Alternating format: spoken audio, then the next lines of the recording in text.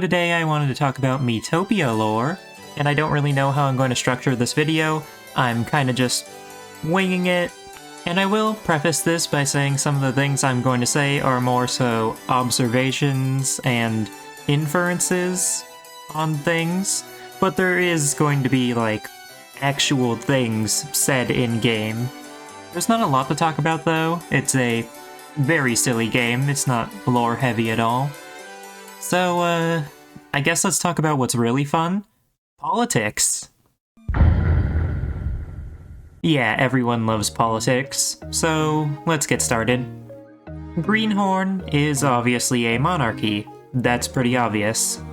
There is a severe power discrepancy in Greenhorn, because you can go to, like, the town of Greenhorn and see that it is a nice place and all, but it is just a village. These people aren't like cottagecore or something, they are actual peasants, and the only one who looks like they're, like, well off is, of course, the mayor, who has connections to the king directly. Then there is the besmirched noble's son. Despite having come from a noble lineage, he wasn't permitted to marry the princess, and, I mean, he was from a besmirched noble, but we never actually found out what they were like. We found out what Sunny was like, you know, Sunny, the besmirched noble's son. He's great. He's, like, viewed as a wimp, and the king did permit their marriage after everything, but it does show that Greenhorn has a classism problem. Of course, there's the king too, who is always eating. There's never a time where he isn't eating, and in the end credits, when the guards were eating his food, he clearly isn't happy, but he did allow it. He's also really rich and throws money around easily. Looking at next door, they also have royalty there, but I think they're a lot less involved than in Greenhorn. Now, this is just going off of what we can see in the game, but there's not a lot going on in next door aside from a city and the ruins. In the city, the person of seemingly greatest importance is the celebrity, which leads me to believe that this situation is more like the real-life British royalty. Like, they exist, and they get spoiled and everything, but they don't actually do anything. Then in the realm of the Fae, it's like its own thing. It's kind of a government ruled by power, I guess, because the Fab Fairies are like the leaders, and they have their magic, which literally controls who can go where, and it also protects everyone there. They're also idols, which makes it more of an interesting situation. Are they idols because they already had notoriety, or did they gain it because they are idols? What's more, the west side of the sanctuary is open to next door. This suggests that next door is some kind of power spot in the Miitopia world, despite not being so noteworthy in the game. Not only is there still, like, arranged marriages being done between them and Greenhorn, even while under the threat of the Dark Lord, they had traveled directly open to next door, despite the eastern side being blocked off. But you know, you can't talk about politics without also discussing economics. Okay, economics. This is a really weird situation here. Like I said, there is a clear imbalance in Greenhorn, with the royalty practically siphoning all the money in Greenhorn. The people in town award you with, like, items and actual pocket change, and one of the items is actually a family heirloom that they had to give up, but the king and princess both give you actual thousands in gold. There's also, again, celebrity status in next door, and an imbalance of wealth there. The way that the shady merchant lives, and the fact that the celebrity status actually means so much there, leads me to believe it's definitely more of a capitalistic economy. The realm of the Fae actually seems to not have a huge money-based system, surprisingly. Like, people over there, they still have money, and they actually give you more money than you would get in Greenhorn from the people in town, but it's still a lot less than the king or princess would give you. I guess they kind of live in a socialist economy, since they don't seem to have really a traditional government and state-based system like you would describe a communist economy. And there's not really an imbalance here. Like, the Fab Fairies have power, but they don't have economic power, it would seem. Everyone there just kinda does their own little thing. Outside of that, there's what you and some others do in the world, adventuring. So like, I'm not sure why, but monsters have money, and some of them can actually talk, at least when they have a face. But there is also monsters like Dominic, the dragon, who can talk without another person's face. And who I was mentioning earlier, like a monster that can talk with a face would be like the General from Greenhorn. Now, I'm not saying that they have one, but there may be a monster economy? Like, maybe they do, maybe they don't. One way or another, they have money.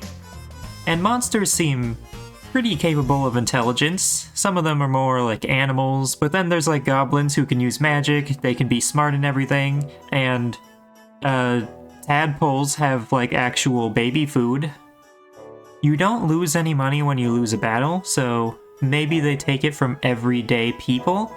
I'm not sure, but monsters do also have items like HP bananas and whatnot, so that brings a lot more questions up, especially since they don't use them. I'm not sure that they don't know how to use them, but like, monsters like the Pharaoh, those can eat HP bananas, but only when they're fed. It's not like they have hands. And then another aspect of adventuring is that there are inns, which don't actually charge you for staying the night, but they provide no additional services besides just a room. And one of those rooms is the actual entryway. You bring your own food, you bring like your own game tickets, you can't even like source game tickets from them, you can't source food from them, and whenever you go shopping, you are actively leaving the inn to go somewhere to buy that stuff. I think these inns might be more like an empty hiker's hut, which is a thing in real life, where it's like a cabin that people set up for shelter, for when someone's like hiking or going camping in what could be a dangerous environment, like a snowy place or whatever. And it's just like, that's like a thing. There doesn't seem to be anyone working at these inns anyways, like the building is pretty devoid of people. But that might just be the perspective that the game gives you.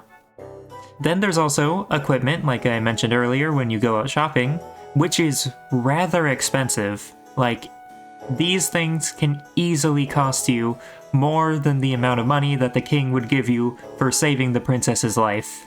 And then you have to consider the fact that, like, there's other adventurers that are buying this equipment, ordering off of catalogs, shopping at stores, and people are producing this for others to buy. This makes me question the ethical implications of actually taking the gold from monsters when you defeat them, since they don't take it from you when they defeat you, so, like, are you worse than the monster here? And like, I'm starting to go off on a tangent, but this does make me think about the fact that New Lumos was designed to hold the monsters that were too strong. Or maybe it was just that that's where the Dark Lord decided to put them. The Darker Lord, that is. Was that city already there, or did the monsters develop it? But yeah, of course there's also gear that no NPC would ever have, like legendary equipment, but you still have to purchase it, so that means either someone found it and decided to sell it, or they are making it. The NPCs also do have a lot of money though, because they're able to like give you some equipment if you don't have it, give you really rare foods, which you could say are priceless because like there's no way to buy food in this world if you're an adventurer, at least from the player perspective. So yeah. A fun thing to think about in Miitopia is actually how there's buried treasure around there, and A really popular reason why people did the whole buried treasure thing in real life is because taxes. And you know what? There's actually solid evidence to suggest that taxes exist in Miitopia, so that could be why there's buried treasure. And the thing is that the scientist says in a line of dialogue about getting research grants. That means that there is some government sending the scientists money to do their experiments. They're funding all these volatile attacks and whatnot, which they're made of chemicals, it's going to be expensive. And yeah, they're sending them money to do these experiments, and the main way of collecting money for a government is through taxes. Now, the way that a scientist gets paid is very unclear, and also what government is funding them, but they have technology, they could have their money sent through PayPal or whatever. So that does mean that the government sending the money could be from anywhere in Miitopia, or maybe outside of Miitopia, just anywhere in the world. And also, on the topic of jobs, let's talk about those. Jobs are really interesting because for those of you who don't actually play Miitopia, for whatever reason you're watching this video, there's the Guardian Spirit, which is actually just God. The Guardian Spirit gives you a selection of jobs to pick from, and that list grows over time. There's also magic to curse someone so that they can't access a job anymore, which is interesting. This means that jobs are actually just straight up magical in nature, and there's people who have jobs in Miitopia, but not jobs. Take for instance the guards in Greenhorn, or the X-Dark Lord. They have no special skills, and the X-Dark Lord literally throws rocks, or uses applications of practical skills. The X-Dark Lord had a job working in the HP Banana Factory. Also, yes, HP bananas are manufactured, but that's not important. The skill carried over to even when the X-Dark Lord did not have this job, so that would indicate that it is a practical skill and not like a job skill. They got paid for it, and they still get paid being the advisor in New Lumos, so it is a job, not a job. There's 3 ways that we see jobs work in Miitopia, but also maybe a 4th secret way. 1, the Guardian Spirit. They can give you any number of jobs, clearly showing a lot of power. Other amulets also exist, like the Elf and Vampire Amulet, which give you access to a single job. And then there's being born with a job. Elves can just be born as elves, and there's an entire society of them, but also not all of them are fighters, but some still practice magic. And then there's like the 4th secret way, which is kind of unclear, but also makes sense. Some people might just like acquire a job later in their life through some means of like alteration or something. The travelers in the Traveler's Hub all have jobs, and well, they could have some kind of amulet as well. Your party members are suggested to have their jobs before joining you, but also your very own character who clearly did not have a job before can say the same dialogues. But there's also the Great Sage, who has skills that align with multiple jobs, so they might actually have some special power themselves. You can also change the jobs of your teammates, but that's after unlocking a special power to do so. On that topic, the Guardian Spirit can seemingly imbue you with more job power over time, but also that power has to grow. Perhaps it's something like, take My Hero Academia for instance, where the main character of that show has like a superpower where it has so much power in it that he would break his body if he used too much of it. So he has to actually make his body stronger over time to be able to use more power. So it could be something kind of like that. This is seen, by the way, with how you unlock more powers, as I said earlier, as well as overcoming the Dark Lord's curse that locked away your previous jobs, where you can now actually use those jobs again. You also eventually have the power to create a brand new face for the Dark Curse, but that might be related to the powers you get from people's gratitude. And this is also like an unknown situation. Like, the characters are kind of vague on if you've always been doing this when you assign Miis in like the casting call and whatnot. So, yeah, there's a bit of questions there. For more on individual jobs, let's talk about mages. Mages cannot bend physics, as shown in a dialogue where they tell another Mii that they cannot fly on brooms because that goes against basic physics. So that would suggest that they're actually rather similar to a scientist, but they just do things a bit differently, still like using the laws of the world to their advantage or whatever.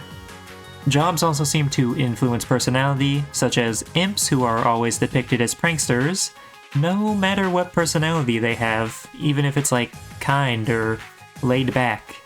Although laid back is kind of mischievous too. Something I'm somehow only just thinking of right now is that there is like the princess. There is a literal princess in the game, but she cannot defend herself, so it raises a lot of questions there. Also, guess what? Having your face removed hurts. As the scientist says, that they've been trying to get their face to fly off in the same way as the Dark Lord, which is an interesting detail. A more questionable piece of dialogue, though, is with the tank. A Mii will ask the tank if they get hungry because they are just a machine. What? Are the tanks cybernetic? Do they, like, do jobs change you on a fundamental level? I mean, I know there's the elf job, but still, is the princess job just, like, a really quick way to transition? If you have 2 cats in the party, by the way, they can communicate through only meowing. Insert meme. Chefs canonically cook without heat in a dialogue that they present.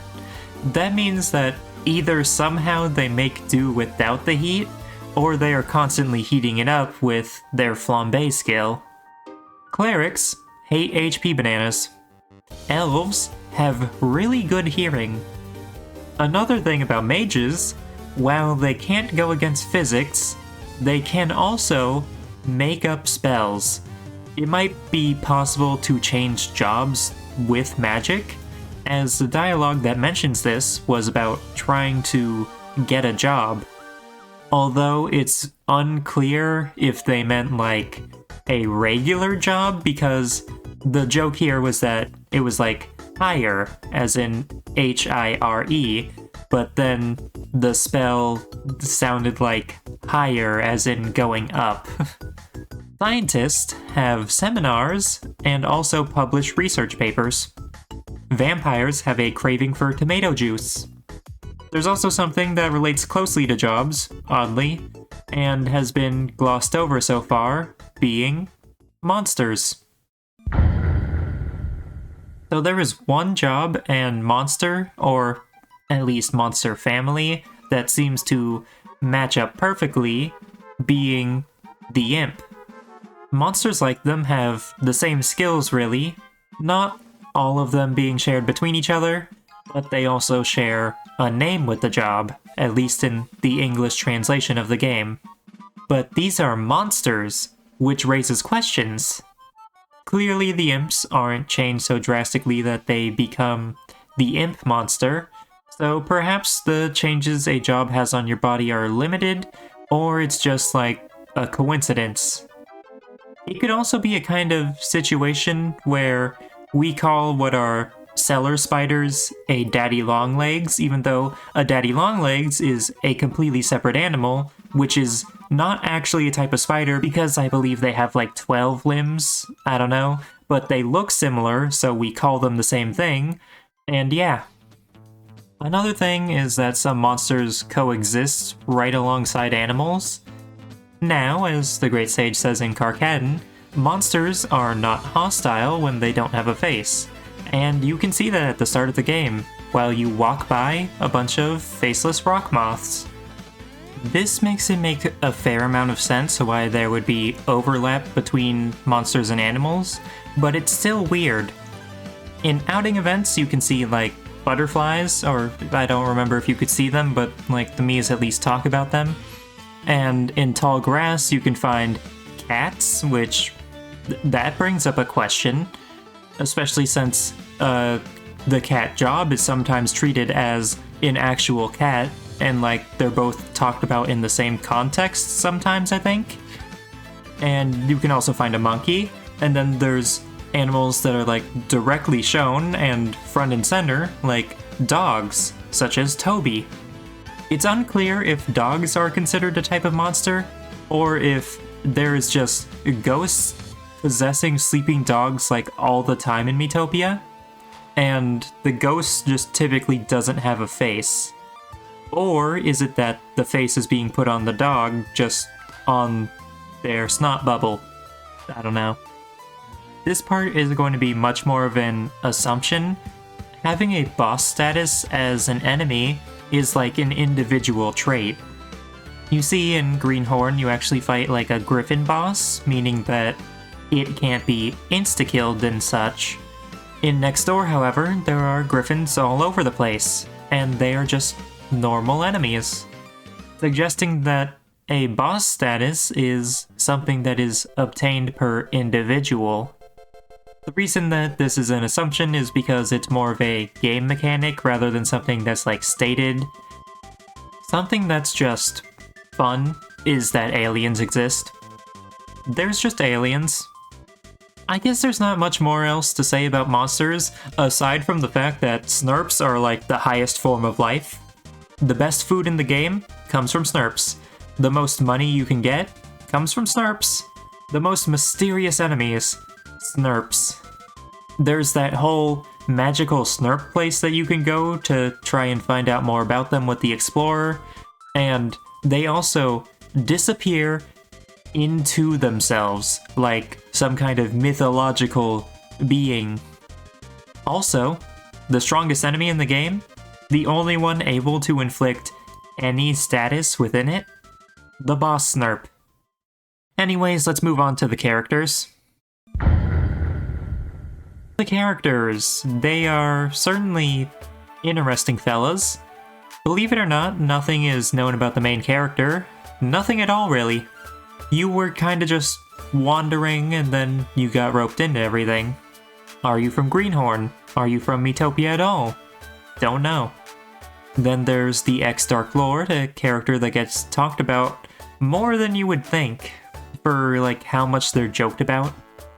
So the ex-Dark Lord gets paid to watch New Lumos and keep people out of it. Who is paying them? Do people live in New Lumos? Are they evacuated? Anyways, moving on, there's the actual Dark Lord, like the Dark Lord as a being. I guess I should say the Dark Curse, but they are much more interesting because they've presumably been around Miitopia for a very long time, as they return in Miitopia. That's how the characters describe it. The Dark Lord has returned, and they were kind of like a fairy tale. They've been gone so long. How the Dark Curse got sealed away before is quite unclear, as it wasn't the Great Sage's doing, as the Great Sage had only just met the Dark Lord in Greenhorn. However, we do know that the Dark Lord returned when the ex-Dark Lord found the pendant that contained them, as they manipulated them into doing what they wanted. The Dark Lord is also the creator of every monster, as I said. Perhaps every monster, I'm not actually sure if, like, all of them are created by the Dark Lord, but you know. And they can also not create a monster with a face. This would suggest that monsters like Dominic are not related to the Dark Lord, but then there's also the monster that the dialogue this came from is referring to, which is a griffin, which also has a face, but, like, the face got put on Dominic's face, and the face for Griffin gets put on their wings. So perhaps the Dark Lord can make a monster with a face, but not a true face.